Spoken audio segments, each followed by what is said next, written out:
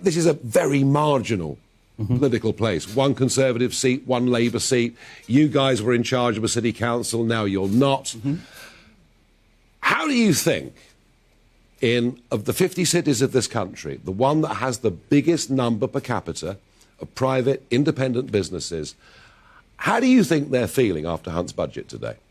Well, I think the first thing is people are naturally feeling under pressure, aren't we? In public life, in private life, in all sorts of life, very, very difficult circumstances. And I think today people will be going, look, the governments have to make tough decisions and that they want more. But actually, right now, we need to get on with the job, which is what I think the government is doing in terms of the energy price caps and creating an environment where we can actually see a way out of this. And I think the Chancellor was very clear. Stability, growth and public services, investment over the next few years and moving forward. This is not an easy scenario, Nigel, as you know. It's a very difficult scenario. No, it isn't, Dan. I mean, it's funny, isn't it? Because 55 days ago, we had your government give us the biggest tax-cutting budget of our lives, and now we've got the biggest tax-raising budget of our lives.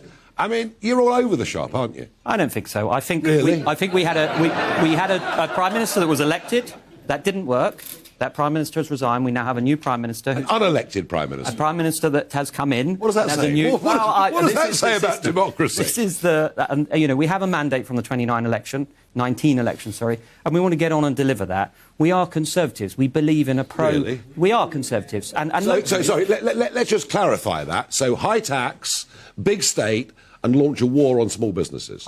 Is that Conservative? I don't think there's a war on small businesses. Well, let's think about this. I don't think... I tell you, as somebody who's been a small businessman for much of my life, before politics and media, I feel this very strongly.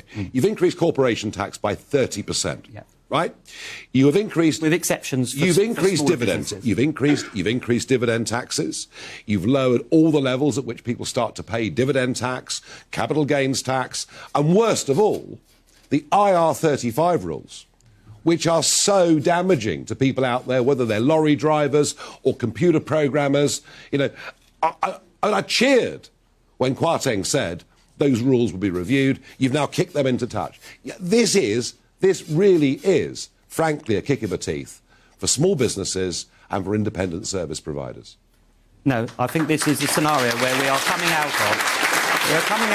of a pandemic that we all know the government had to step in with COVID support. Did we have to lock down again and again? I'm not here to go through the lockdowns ins and outs. I'm here to ask you to answer your questions about what locally is going on in Southampton and also. All right, no, fair enough. But I think we are paying now for the cost of the support, which we knew we would.